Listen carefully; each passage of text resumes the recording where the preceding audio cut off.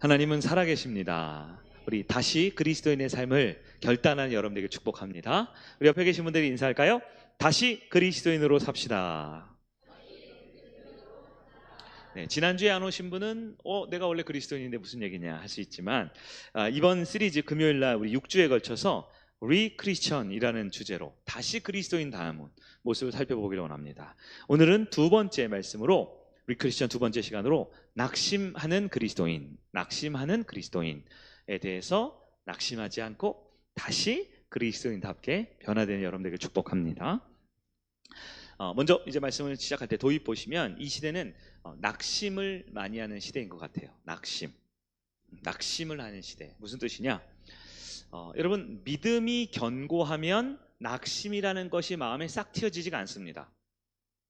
믿음이라는 것이 우리 마음속에 견고하고 확고하면 우리는 낙심하거나 좌절하거나 슬퍼할 수가 없어요. 왜냐하면 믿음은 어디서 나올까요? 믿음은 내 환경, 내 처지, 내 주변의 사람들, 눈앞에 있는 문제 앞에서 믿음이 나오는 게 아니라, 믿음은 누구로부터 주어져요? 하나님께로부터 오지요. 그때 믿음이 있으면 낙심할 수 없게 되어 있습니다. 그래서 성경은 여러 군데 증거를 하기를 하나님의 자녀는 낙심할 수 없다, 하나님의 자녀는 절망할 수 없다, 하나님의 자녀는 좌절할 수 없는 존재다라고 성경 분명히 증거합니다. 근데 실제로 우리가 낙심을 해요, 안 해요? 낙심, 좌절, 절망. 왜 그럴까요? 그것은 우리가 그리스도인이었다가 그리스도인이 아니었다가, 천당 갔다가 천당 못 갔다가, 성도가 됐다가 갑자기 불신자가 됐다가 하는 것이 아니라, 나도 알게 모르게 내가 그리스도인이지만 그리스도인답지 못하게 그리스도인의 연약한 모습으로 빠질 때가 있다는 겁니다. 우리가 지난주엔 이기적인 그리스도인에 대해 살펴보았어요. 이기적인 그리스도인은 온전한 그리스도인이 아닙니다. 앞에 있는 이기적인을 떼버려야 돼요. 오늘은 낙심하는 우리의 모습들을 보면서 과연 그 낙심의 문제를 어떻게 해결하고 성경에서 말하는 참된 그리스도인의 모습은 어떠한가를 말씀을 통해서 한번 점검해 보기를 원합니다. 우리 옆에 계신 분들에게 한 번 더 이렇게 권면할까요? 낙심하지 맙시다. 네, 낙심하지 않기를 바랍니다. 자, 지난주 우리 그리스도인의 정의를 한번 내려봤었어요. 그리스도인이 성경에 몇 번 나온다 그랬어요? 어떻게 잘 아세요? 저를 보셔요. 손가락을 보세요. 성경에 그리스도인이란 단어 자체는 구약에는 없죠. 예수님 이후로 몇 번?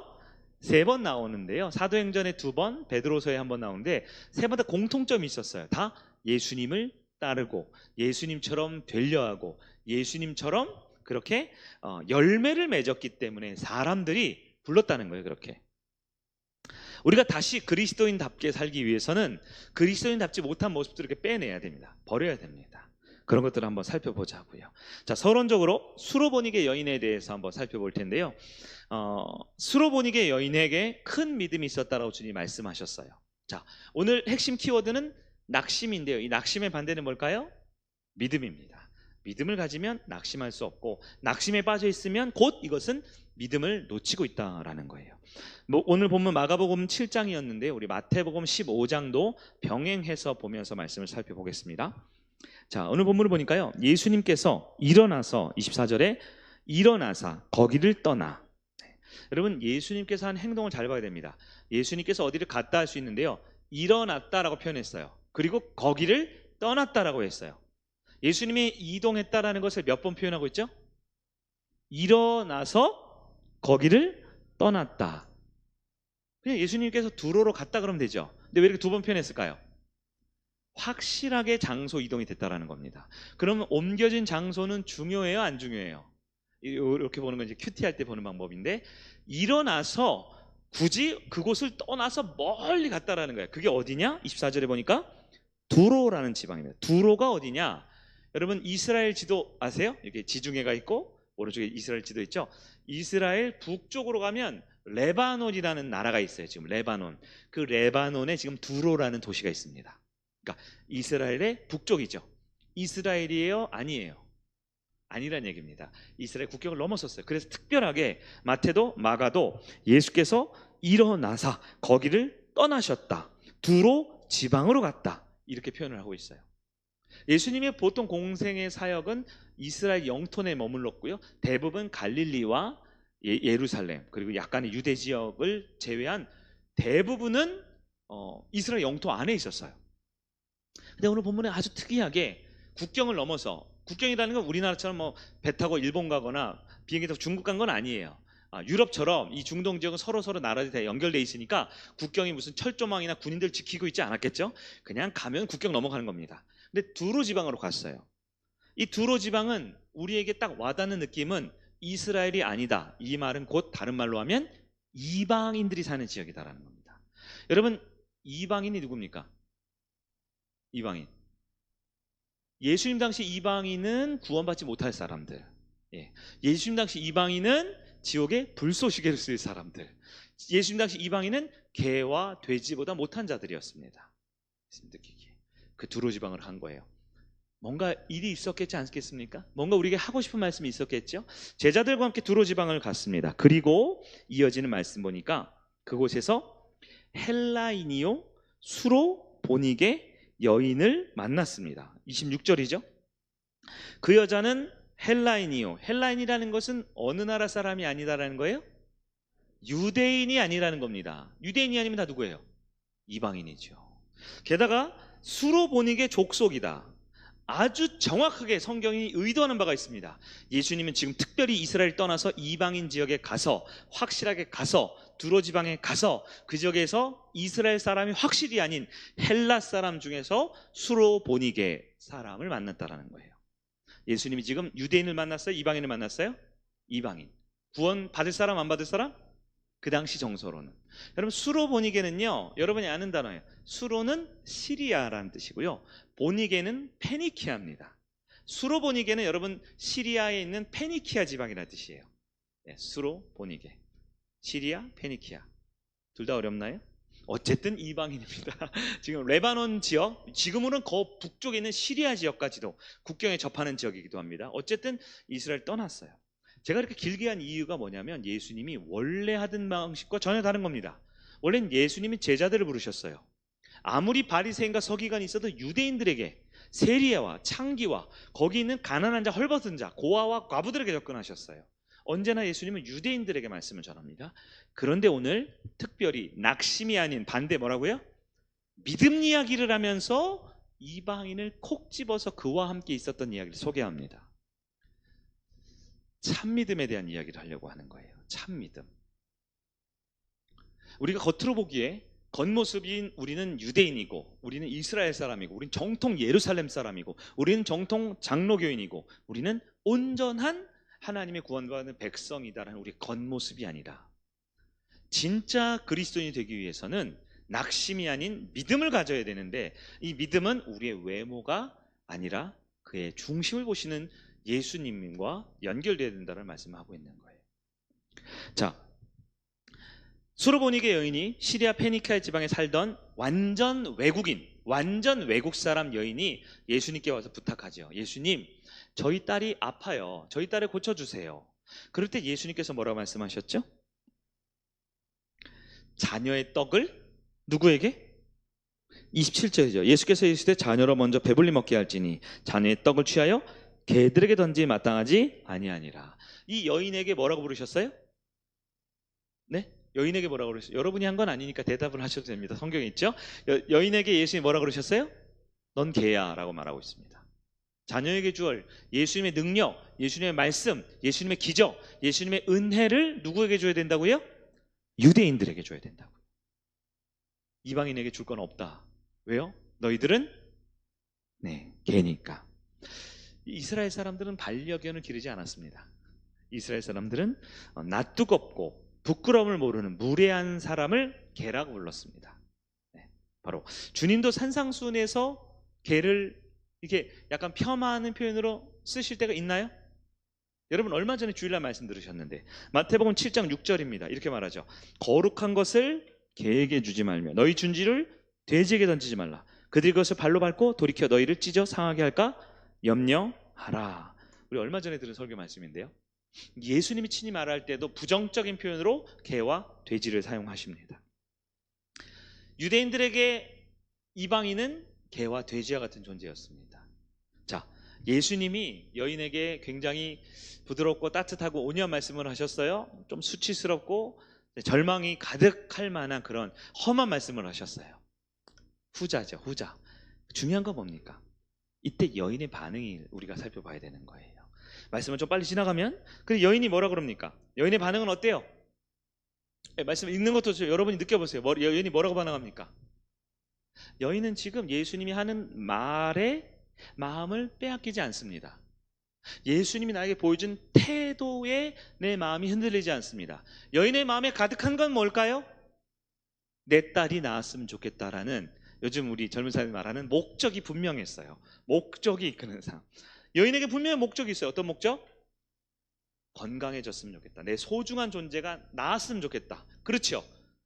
내 목적이 내 주변의 환경이나 처지나 여건이나 내 감정보다 더 중요한 것이 있었어요.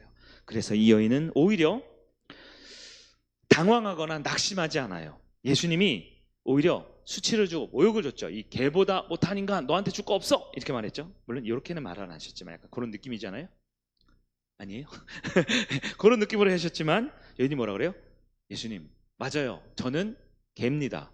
근데 개도 꼬리 살살살 흔들면서 주인 말씀 잘 들으면 주인의 밥상에서 자녀들 다 주시고 먹다 남은 것 좀 얻어 먹을 수도 있지 않습니까? 라고 얘기를 한 거예요. 자, 여기서 멈춰보세요. 여러분 이렇게 말할 수 있을 것 같아요?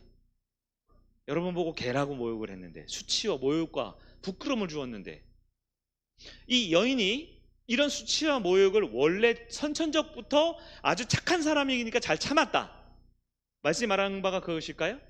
그렇지 않습니다. 여인에게는 분명한 목적이 있었어요. 무슨 목적? 딸을 낳게 해주겠다. 그리고 여러분, 보이지 않는, 여인도 알아채지 못했을 영적인 영역이 있습니다. 우리가 알아야 돼요. 이 여인에게는 어떠한 영이 있었냐?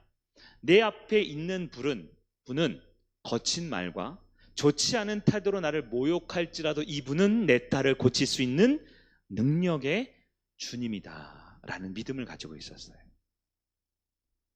이것은 우리의 감정이나 우리의 생각으로 조절할 수 있는 영역이 아닙니다. 내 마음 깊숙이 있는 내 영혼이 주님을 알아보고 있는 거예요. 이분이 하는 말은, 이분이 하는 태도는 중요하지 않아. 나에게 어떤 위치를 받든 중요하지 않아. 왜요? 이분은 내 딸을 고칠 수 있는 분이니까. 그렇기 때문에 그분이 하는 말을 그대로 다 받아들이며, 맞아요 주님, 저는 그렇죠. 그러나 주님은 그 연약하고 강하지만도 못한 우리와 같은 사람도 고치실 수 있는 분이심을 나는 믿습니다. 이렇게 표현했던 거예요. 마태복음 15장 28절입니다. 여러분 병행 본문인데요. 더 선명하게 해서 우리 마태복음을 볼게요. 한번 보겠습니다. 시작. 이에 예수께서 대답하여 이르시되 여자여, 내 믿음이 크도다. 내 소원대로 되리라 하시니 그때로부터 그의 딸이 나으니라. 아멘. 여러분, 예수님이 그 여자에게 첫 번째 외쳤던 게 뭐죠? 너의 믿음이 크도다. 예수님은 여인의 외모가 아니라 무엇을 보실 수 있어요? 중심을 볼 수 있어요. 그 중심에 뭐가 있어요? 주님을 향한 믿음이 있었습니다. 여러분, 누가 참된 그리스도인입니까? 말로는 주님 믿습니다, 말로는 주님 사랑합니다 라고 하지만 문제가 있어요. 수치와 모욕을 당할 때마다 낙심하고 좌절하고 절망하는 사람이 진짜 그리스도인입니까? 아니면 이 여인처럼 상황과 환경과 사람 앞에 낙심할 수밖에 없는 상황이 쫙 펼쳐져 있음에도 불구하고 예수님은 그럼에도 불구하고 고칠 수 있습니다라는 절대적 신뢰를 가진 사람이 참 그리스도인입니까? 여러분이 보시기에 이 헬라인이며 수로보니게 여인은 그리스도인이 맞는 것 같아요? 아닌 것 같아요? 맞는 것 같아요? 아닌 것 같아요? 네, 예수님 말씀하셨잖아요. 내 믿음이 크도다. 우리 겉모습으로 보면 그리스도인이 아닌 것 같아요. 이방인이라며요. 두로 지방 사람이잖아요. 시리아에 있고 페니케 지방 사람이잖아요. 맞죠? 예수님이 개라고 무시했던 사람이잖아요. 겉모습 모든 것은 교회 안 다닐 것 같은 사람. 겉모습 모든 것은 요한복음 3장 16절도 못 외울 것 같은 사람이지요.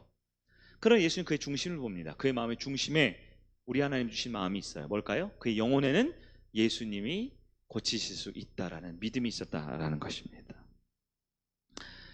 여러분, 지금 이 여인에게 칭찬할 때 예수님 옆에 누가 있었는 줄 아세요? 12명의 제자들이 있었습니다. 제자들 보기에 이렇게 예수님이 말하는 거예요. 이 여인의 믿음이 크도다. 그럼 보통 이때 나타나는 현상이 뭘까요? 제자들이 어떤 마음 가질까요? 와, 저 여인 믿음 참 크다 그럴까요? 뭔 얘기야 지금? 나 제자인데, 나 지금 예수님 따라 저기 이스라엘에서 외국까지 원정 왔는데, 나는 원래 유대인이고 예수님이 버리라고 해서 갈릴리에서 배와 그물도 버리고 아버지와 가족도 버리고 주님을 따랐는데, 나보다 저 외국 여인이 믿음이 더 크다고? 라고 제자들이 생각하지 않았을까 싶어요. 그러니까 이게 성도들이 있는데, 오늘 여기 세 가족이 한 명 왔어요. 우리 상훈 형제가 친구를 한번 데리고 왔어요. 오늘 교회 처음 왔대요. 목사님 설교한 중에 대답을 해서, 아, 자네가 우리 교회 성도 중에 믿음이 가장 큽니다, 이렇게 얘기하면 누가 마음의 상처를 받을까요? 예? 우리 중직들이나 목자들이나, 맞죠? 전도한 분들이 마음이 불편할 수 있죠. 그걸 예수님이 모르신 게 아닐 것 같아요. 그럼에도 불구하고 예수님은 아주 의도적으로 이스라엘을 떠나 북쪽에 있는 외국까지 가셔서, 그 중에서 헬라 사람이면서 시리아 페니키아 족속의 여인을, 게다가 완전 무시까지 한번 무시하셨던 그 여인의 믿음이 어떻다고요? 크다고 칭찬합니다. 이 여인의 믿음이 무엇입니까? 이 여인의 믿음, 우린 오늘 이것을 통해서 이렇게 세 가지를 살펴볼 거예요. 이 여인이 가졌던 믿음의 핵심이 뭘까요? 이 여인이 가졌던 겉모습을 배우자는 게 아닙니다. 오히려 배우면 우리 유대인들의 겉모습을 배워야죠. 하지만 우리는 성경을 통해 자주 말씀합니다. 유대인들의, 바리새인과 서기관과 외식하는 자들의 기독교의 전통과 기독교의 겉모습이 아니라, 예수님은 우리의 중심을 보고 있다고요. 예수님이 이 여인의 어떤 모습을 보셨기에 진짜 믿음을 칭찬하셨을까요? 세 가지를 살펴보겠습니다. 첫째, 믿음이 무엇일까요? 믿음은 자존심보다 커야 하는 것입니다. 믿음은 뭐보다 커야 한다고요? 자존심보다. 내가 보통 믿지 못할 때가 있어요. 여러분 지금 다 믿으시죠? 지금 예배 때는 거의 다 믿으세요. 특히 설교 중반에 왔을 때는 웬만하면 다 믿는다고 해야지 설교가 빨리 끝나기 때문에 믿는다고 하실 거예요. 근데 우리가 믿지 못할 때 가장 걸림돌이 뭔지 아세요? 나 자신입니다. 내가 믿음을 놓치고 믿지 못하고 내 믿음이 흔들리는 가장 큰 원인은요, 나 자신이에요. 내 생각이 믿지 못하게 만듭니다. 나의 경험이 믿지 못하게 만듭니다. 내가 이미 이루어 놓은 거, 내가 쌓아 놓은 거, 내가 남들에게 보여지는, 교회에서 나 이런 사람이야 라고 했던 나의 어떠함이 내 믿음을 흔들리게 만드는 거예요. 즉 믿음의 가장 큰 장애물이 뭐라고요? 나예요. 나라는 게 뭘까요? 이걸 저는 자존심이라고 표현한 겁니다. 여러분, 믿음이라는 건요, 쉽게 말해서 어떤 목사님이 이렇게 정의했어요. 저도 믿는데요, 동의하는데, 믿음은 하나님이 크시다라는 걸 믿는 거다. 믿음이 뭐라고요? 하나님이 크시다라는 거. 그 말은 뭐예요? 내가 작다라는 거예요? 아니에요. 내 모든 것보다 나도 커요. 키도 크고요. 저 말고요. 하여튼 키 큰 사람이 있을 거 아닙니까? 키도 크고 돈도 많고 능력도 많겠죠. 근데 내가 잘할 수 있는 것보다 누가 더 크다? 하나님이 더 크다라는 게 믿음이에요. 근데 이 믿음이 흔들리는 이유가 뭐라고요? 내가 하나님 앞에 자존심을 부릴 때 믿음이 연약해지거나 흔들립니다. 자존심을 부릴 때. 여러분, 믿음을 가지려면요, 여러분 자존심이 있어야 돼요? 없어도 돼요? 자존심이 어느 정도 있어야 되죠? 남들이 딱 막 무시하는데 헤헤거리면 안 되잖아요. 무시하면 나도 한번 싸울 줄 알아야죠. 근데 누구 앞에서? 하나님 앞에서 자존심 부리면 이건 믿음과 직결되는 문제가 될 수 있어요. 하나님 앞에서 내 자아를 드러내고 하나님 앞에서 나 이런 사람이야 자꾸 이렇게 얘기하면 그것은 믿음이 아니라 교만함에 빠지게 되는 겁니다. 여러분, 얼마나 많은 성도들이요, 자기 자존심 때문에 믿음이 흔들리는지요. 자존감을 지키고 사람들 관계에서 나의 나의 스스로 존중받고 내 스스로 자기 효능감을 갖는 건 너무 중요하지요. 지금 내가 열등감을 가져야 돼, 나는 무조건 연약해, 이러란 얘기가 아니에요. 누구 앞에서? 하나님 앞에서만큼은 자존심이 없어야 되죠. 왜요? 믿음이란 하나님이 크시다라는 걸 믿는 거라니까요. 내가 무엇을 상상하고 무엇을 고민하고 무엇을 꿈꾸고 무엇을 기도하든지 간에 하나님은 그보다 더 크시다라는 걸 믿는 게 믿음인데, 그 하나님 앞에서 자존심을 세우면요, 하나님 100만 원만 주세요. 가능하세요? 좋습니다. 아멘. 하나님 1억은요? 그건 안 되시겠죠. 1억 힘들 것 같은데, 이러면 안 된다는 거죠. 하나님이 크신 분 앞에 내 자존심, 내 처지, 내 상황 이것저것 따지면서 하나님 앞에 진실하지 못하면 믿음이 흔들리게 되는 거예요. 여러분, 수로보니게 여인이 뭡니까?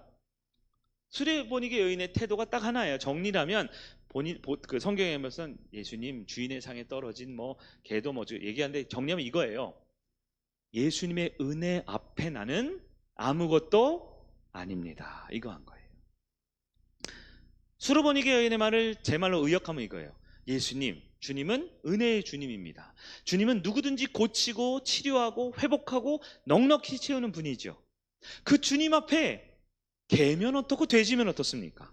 그 주님 앞에 개미면 어떻고 벌레면 어떻습니까? 물론 사람들 앞에 그러면 안 되죠. 사람 앞에 나는 존경받고 존중받아야 하지만 주님 앞에 내가 뭔들 어떻습니까? 나는 아무것도 아닙니다. 가 여인이 가졌던 태도라는 거예요. 이 본문을 잘못 오해하면 우리도 개가 되자, 우리도 무시당하자, 우리도 형편없어지자 이러라는 얘기가 아니죠. 누구 앞에서? 하나님 앞에서 자존심을 버릴 수 있는 것이 믿음이다라는 걸 기억하시기 바랍니다. 여러분, 성경에서 자존심을 내려놓고 주님 앞에 나아갔던 사람이 한 명 더 있어요.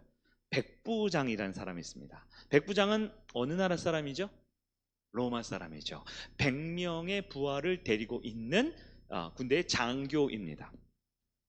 백부장이 예수님께 찾아와서 이렇게 얘기하죠. 주님, 제가 아끼는 하인이 병이 들었는데요, 예수님께 좀 도움을 요청하고 싶은데 주님 조금 도와주시면 안 되겠습니까? 그래서 예수님이 뭐라 그러셨어요? 뭐라 그러셨어요? 오케이, 가보자 그러셨죠. 가보자. 그러니까 백부장이 뭐라 그래요? 뭐라 그래요? 안 됩니다. 어디로 오십니까? 어찌 누추하고 더러운 저 같은 사람의 집에 오십니까? 그저 말씀만 하옵소서. 그리하면 제 하인이 낫게 싸웁니다 라고 말했지요. 백부장은 뭐예요? 주님 앞에 나는 누구예요? 아무것도 아니라는 거예요. 어디 저희 집에 오세요? 저희 집에 올 가치도 없는 집입니다. 저희 하인이요? 저한테는 아끼지만 주님께는 개, 돼지, 벌레만도 못한 하찮은 존재예요. 어떻게 주님이 오십니까? 그냥 말씀만 하셔도 됩니다. 왜요? 주님은 고칠 수 있는 분이니까. 하나님은 어떤 분이다? 크신 분이니까요. 그러자 예수님께서 마태복음 8장 10절에 여러분 본문에 있습니다. 같이 봅니다. 시작.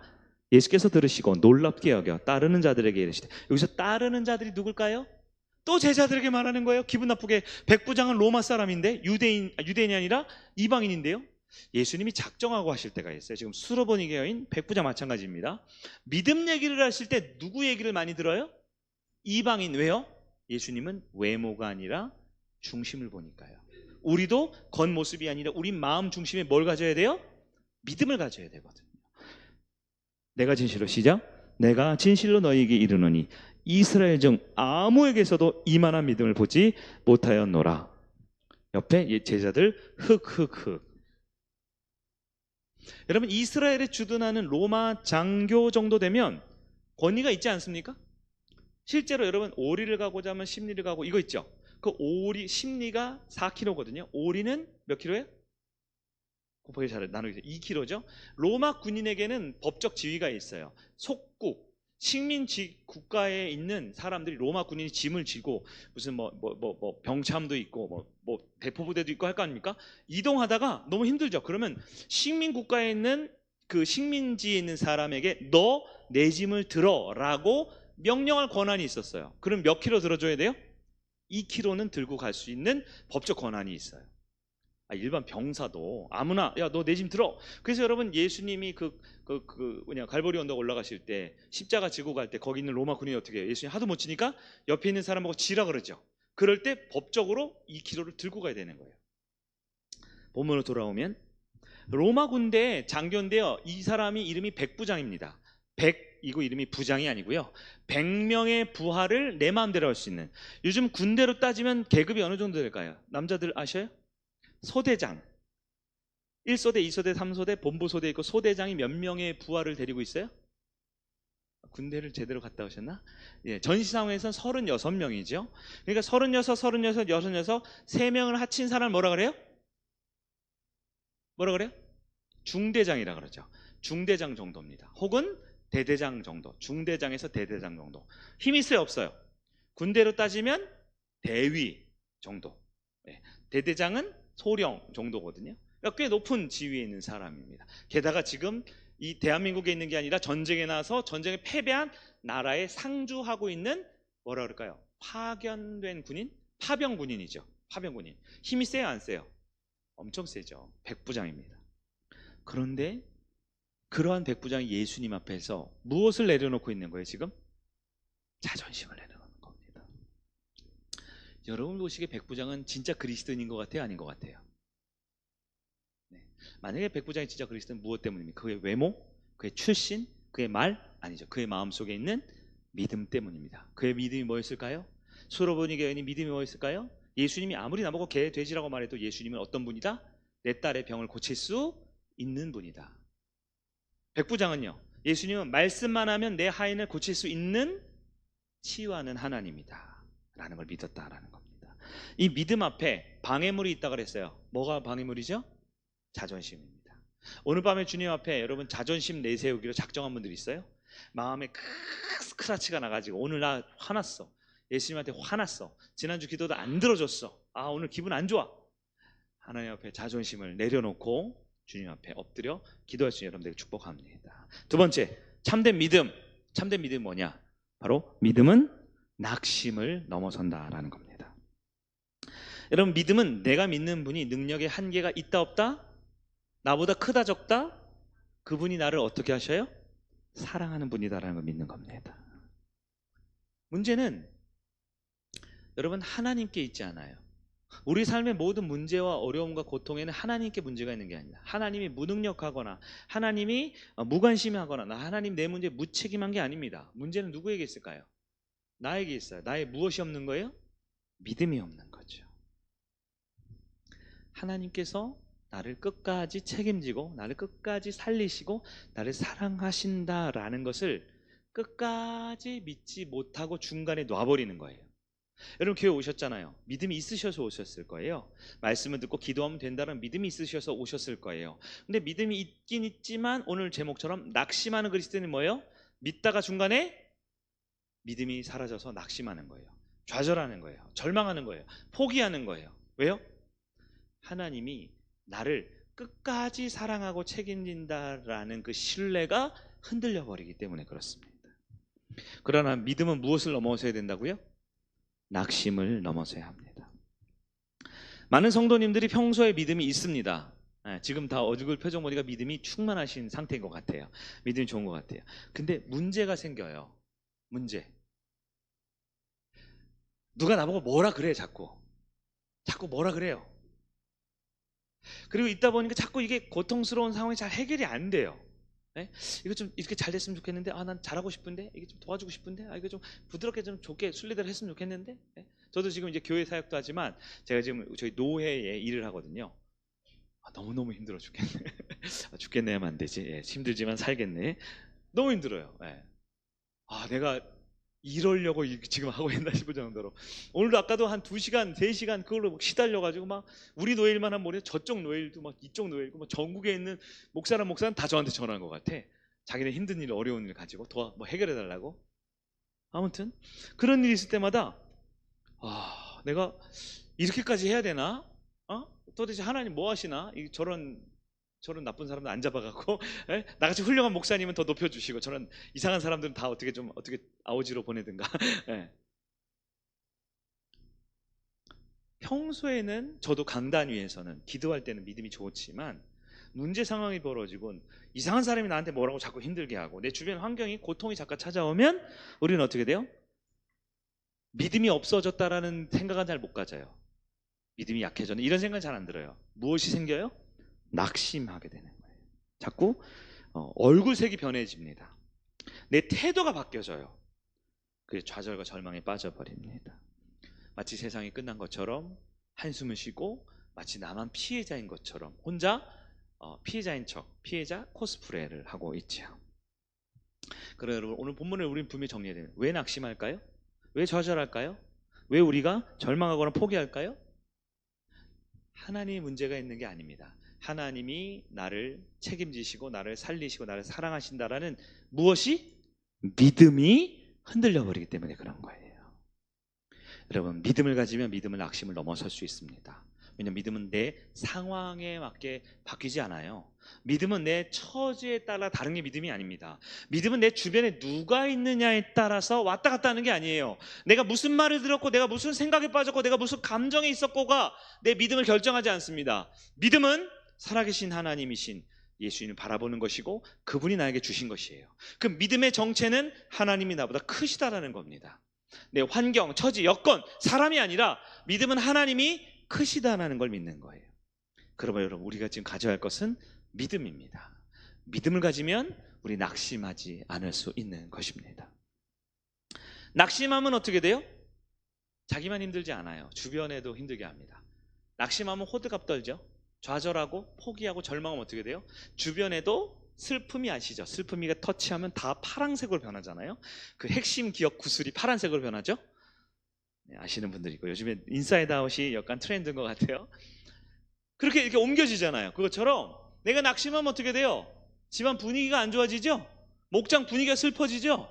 예? 목장 보면 알아요. 제가 딱 보면 목장이 행복한지, 목장이 한두 명만 낙심하기로 결단하고 작정하고 뜨거운 열정 가지고 낙심하고 있으면 목장 전체가 깔아앉잖아요. 보여드려요? 녹화한 거 제가 여러분 목장 모임 하는 거 찍은 거 녹음한 거 보여드려요? 한두 명이 불평하고 불만하고 낙심하고 좌절하고 이 고통스러우면 어떻게 돼요?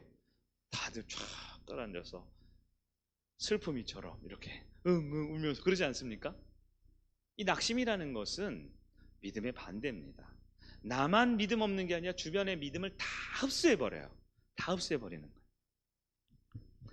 여러분 성경에 낙심할 수밖에 없는 상황, 당황하고 불평, 불만, 원망할 수밖에 없는 상황인데 그러지 않은 분이 있습니다. 예, 바로 예수님의 어머니 마리아였어요. 요한복음 2장 3절 4절 볼까요? 포도주가 떨어진지라 예수의 어머니가 예수에게 이르되 저들에게 포도주가 없다 하니. 여러분 지금 무슨 날이에요? 결혼식이죠. 잔치날에 포도주가 없으면 이건 큰일 나는 겁니다. 전라도 결혼식에, 전라도 장례식에 홍어가 없는 거예요.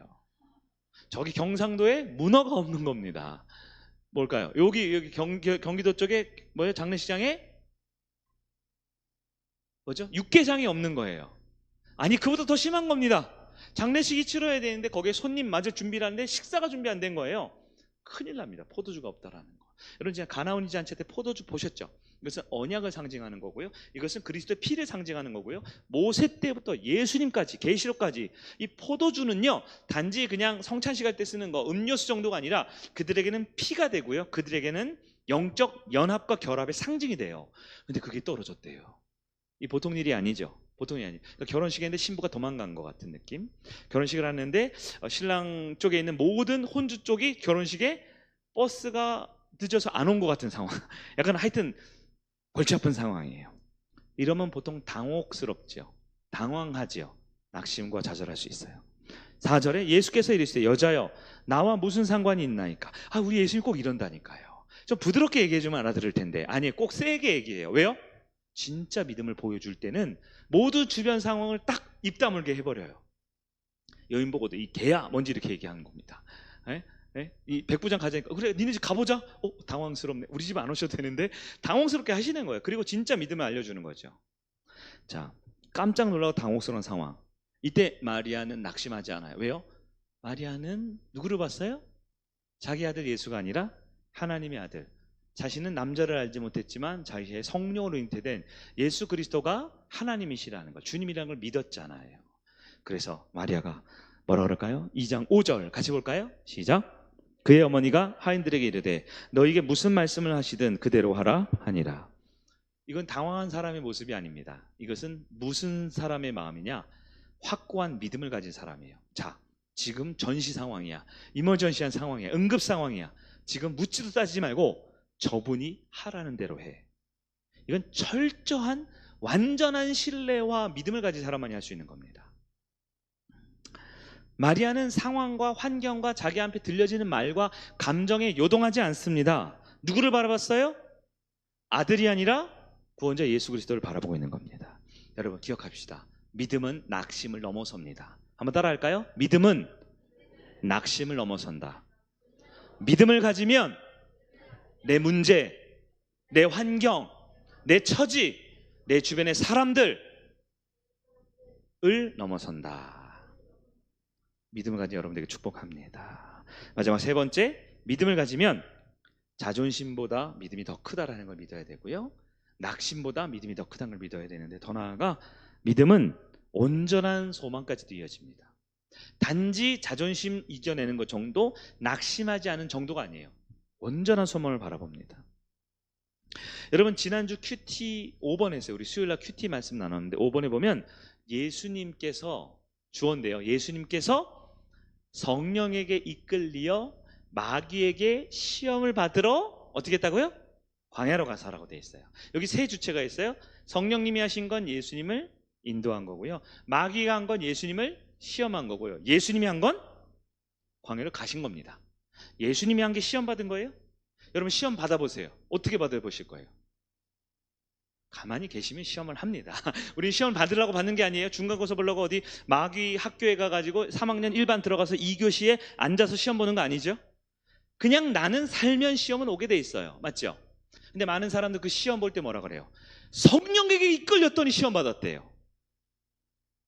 광야에 갔더니 시험 받았대요. 순종했더니 시험 받았대요. 교회 왔더니 망했대요. 아니에요. 우린 기억해야 합니다. 우리의 삶에 예수님의 인도함을 받는, 성령의 인도함을 받을 때 시험이 있을 수 있다 없다? 있다라는 거예요. 많은 사람 착각합니다. 예수 믿으면 복 받고, 예수 믿으면 돈 벌고, 예수 믿으면 성공하고, 예수 믿으면 마음이 편안해질 거래요. 아무도 그렇게 말 안 했는데, 예수 믿으면 마음이 평안해지고 기쁨이 있고 관계가 회복될 거래요. 아니요. 예수 믿으면, 즉 성령에게 이끌림 받으면 마귀의 시험이 있을 수 있습니다. 그러나 우리는 마귀에게 시험을 받으려고 사는 인생이 아니에요. 우리는 뭐합니까? 우리는 성령의 인도함을 받아서 순종하는 거예요. 광야로 가라면 광야로 가고, 교회로 가라면 교회로 가고, 오늘은 좀 쉬라 그러면 쉬는 겁니다. 누구의 인도함을 받는 거예요? 성령의 인도함을 받는 겁니다. 믿음이 뭡니까? 믿음은 시험이 있고 없고가 믿음이 아니고, 믿음은 성령의 인도함을 받는 삶을 살아가는 것입니다. 성령의 인도함을 받을 때 때로는 시험이 있을 수 있을까요? 네, 고통이 있을 수 있을까요? 저같이 약간 이게 마음이 꼬간 사람은 그럴지 몰라. 아니, 예수님 처음부터 수로보니게 여인 딸 안 아프게 하면 되잖아요. 왜 아프게 해가지고? 네? 그러죠. 백부장의 하인 뭐하러 아프게 합니까? 이게 뭐 티네요? 능력자라고 티네요? 안 아프게 하면 되잖아요. 저같이 성격이 좀 삐뚤어지는 그런 질문을 할 수 있어요. 그러나 여러분, 수로보니게 여인도 백부장도 예수님의 어머니 마리아도 인생 가운데 고난이 있어요 없어요? 낙심할 순간이 있어요 없어요? 절망과 좌절이 있어요 없어요? 있지만 누구를 바라봅니까? 나보다 크신 하나님을 바라보는 믿음을 선택하면 자존심도 뛰어넘고 낙심도 뛰어넘고 완전한 소망에 이르게 됨을 믿으시기를 바랍니다. 바울이 고백하지요. 낙심의 순간 믿음을 지키면 소망을 가진다고요. 로마서 8장 28절입니다. 같이 보겠습니다. 시작. 우리가 알거니와 하나님을 사랑하는 자 곧 그의 뜻대로 부르심을 입은 자들에게는 모든 것이 합력하여 선을 이루느니라. 아멘. 성도, 그리스도인 누굽니까? 궁극적으로 하나님의 섭리와 선하심을 어떻게 하는 거예요? 믿는 사람들입니다. 하나님이 궁극적으로 선하고 온전하실 것을 믿는 것을 다른 말로 하면 소망이라는 것입니다. 믿음은 현재적이지만 소망은 미래적이죠. 희망, 호프 있잖아요. 아빠가 오늘 맛있는 치킨을 사줄 거야는 소망이죠. 아빠랑 치킨을 먹고 있어, 이건 소망이 아니죠. 이게 현재죠. 현재. 소망은 현재적이지 않고 미래를 꿈꿉니다. 미래가 중요합니까? 미래를 바라봐야 현재를 믿음으로 살아내는 거잖아요. 맞죠? 믿음으로 현재를 살지만 우리는 소망을 품어야 합니다. 단지 믿음은 낙심을 이겨내는 정도가 아니라 믿음을 넘어서는, 낙심을 넘어선 믿음을 가지면 영원한 소망까지도 하나님이 결국 완전하게 우리를 책임지고 보호하고 인도한다라는 것을 소망하게 된다라는 거예요. 갈라디아 6장 9절입니다. 같이 볼까요? 시작. 우리가 선을 행하되 낙심하지 말지니 포기하지 아니하면 때가 이름에 거두리라. 낙심하지 말라 그랬어요? 낙심하라 그랬어요? 말라 그랬죠. 왜 그랬을까요? 낙심할 일이 있거든요. 좌절할 일이 있거든요. 그렇죠? 우리 영우 형제, 우리 키즈, 우리 이제 일주일 차례인데 낙심할 일이 있어요 없어요? 아직 없어요? 믿음이 좋은가? 세뇌를 당했나? 네. 너무너무 미안하지만 낙심할 일이 반드시 생길지어다. 포기하고 싶을 때가 있을지어다. 제가 저주하는 게 아니고요. 우리는 성령의 인도함을 받지만 마귀의 시험은 있습니다. 다른 교사들은 시간상 물어보지 않겠습니다. 얼굴 표정이 있다고 벌써 하고 있어요. 낙심할 일 있지요? 포기할 일 있지요? 우리 드림 틴즈 교사들 어디 있어요? 틴즈 여기 이민지 집사님, 강성혁 선생님, 우리 장로님. 낙심할 일이 있어요? 없어요 지금? 없어요? 없어요? 잘하고 있습니다. 있을지어다. 네, 전도사님도 안 계시고 이제 우리가 다 해야 된단 말이에요. 지난주는 앵무새 카페도 갔다 오고 햄버거도 맛있게 사주는 거 참 고마운데 다음 달에도 또 가야 된다며요. 다음 달 계획도 세워야 되잖아요. 쉽지 않지요. 네, 여러 가지 힘든 상황이 있을 수 있어요. 그러나 낙심을 하면 일을 못해요. 낙심하면 관계도 어려워져요. 낙심하면 관계도 열정도 비전도 다 사그라집니다. 그래서 바울은 뭐라고요? 낙심하지 말지니 포기하지 아니하면 때가 이름에 이때는 뭘까요? 하나님의 때죠. 이때는 우리의 시간의 흐름은 크로노스, 지금 9시 30분 크로노스가 아니라 카이로스, 하나님이 역사하실 때입니다. 우리는 하나님의 역사하실 때를 기다려야 돼요. 무엇으로 기다립니까? 믿음으로 기다리는 겁니다. 내 시간은 어때요? 제 시간으로 따지면 오늘 예배 끝나기 전에 성도가 세가지고 한 20명 왔으면 좋겠어요. 그러나 하나님의 때는 좀 다른 것 같아요. 하나님의 때는 우리가 누군가를 맞아줄 수 있고 사랑하고 품어줄 수 있을 그때가 하나님의 때겠죠. 우린 그것을 위해 믿음으로 준비하면 되는 겁니다. 말씀을 정리해 보도록 하겠습니다. 여러분, 그리스도인은 낙심할 수 없어요. 왜 할 수 없냐? 이 시대는 낙심하는 시대라서 쉽게 좌절하고 포기하고 불평하고 원망하고 어려움을 많이 토로하는 시대예요. 왜 그런가 봤더니 하나님을 향한 참 믿음이 점점 사라지는 시대잖아요. 예수 믿는 것 자체가 좁은 문 좁은 길이죠. 제가 국민학교 다닐 때, 제가 전 초등학교를 안 다녀서 국민학교 다닐 때 한 반에 교회 다니는 애들이 절반은 됐던 것 같아요. 야, 교회 가자 다 갔거든요. 지금은요, 초등학교 중학교 한 반에 한 명 두 명이 되잖아요. 그럼 직장을 한번 보십시오. 여러분 주변에 보십시오. 믿는 사람보다 믿지 않는 사람이 더 많아요. 예수 믿는 것은 어려운 시대입니다. 게다가 예수 믿는 것뿐만 아니라 교회에 출석하고 성숙한 성도가 되고 참된 그리스도인으로서 믿음을 잘 지켜내는 건 쉽지 않은 시대예요. 왜냐하면 세상은 우리에게 포기하게 만들거든요. 1등만 성공하고, 맞죠? 네, 1등만 성공하고 부자만 알아주고, 우리의 형편과 처지와 환경은 우리에게 자꾸 실패했다, 낙심하라고요, 좌절하라고, 포기하라고요, 넌 안 된다라고 자꾸 말하는 시대예요. 그러니까 우리 주님은 다릅니다. 우리 주님은 이 세대를 본받지 말라 그랬어요. 이 세대를 본받지 말라 그랬어요. 로마서 12장 2절인데 제가 읽어드릴게요. 너희는 이 세대를 본받지 말고 오직 마음을 새롭게 함으로 변화를 받아 하나님의 선하시고 기뻐하시고 온전하신 뜻이 무엇인지 분별하도록 하라. 아멘. 낙심하는 이 시대가 아니라 참된 그리스도인으로 믿음을 지키라라고 주님은 말씀하고 있습니다. 예수님은 그래서 낙심하지 않으셨어요. 예수님이 어떻게 낙심하지 않았느냐? 제자들을 사랑하였는데 어떻게 사랑했냐? 끝까지 사랑했다고 되어 있습니다.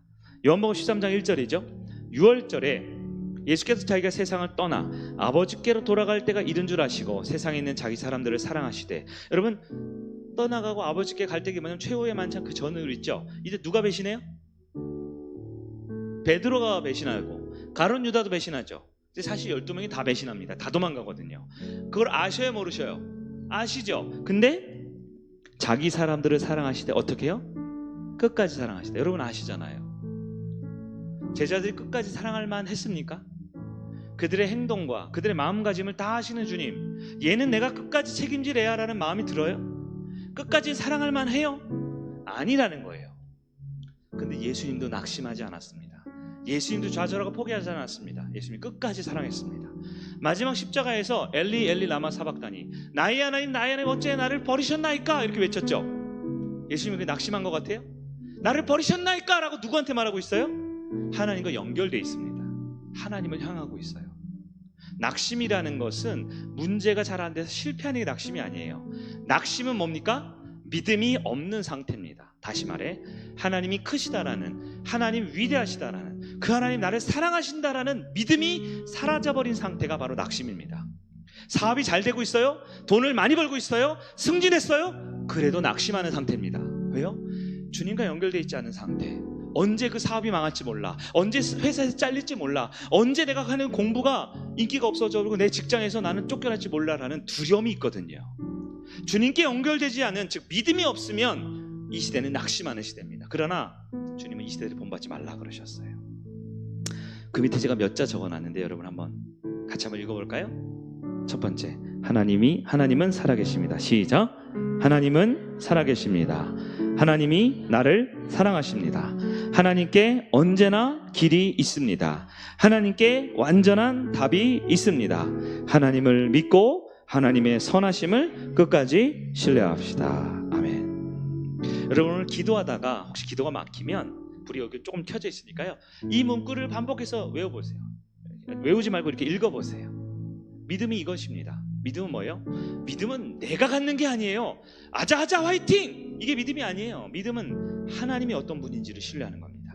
다시 하나님을 바라보는 겁니다. 믿음이 크고 적고가 아니에요. 지금 있는 이 모습, 좌절하고 낙심할 수밖에 없는 내 모습에서 주님을 바라보는 것, 그것이 믿음입니다. 이 밤에 낙심하지 않고 다시 그리스도인으로서 참된 믿음을 지켜나가는 저와 여러분 되기를 주님의 이름으로 축원합니다. 우리 시간이 많이 지나서 오늘 찬양은 생략하고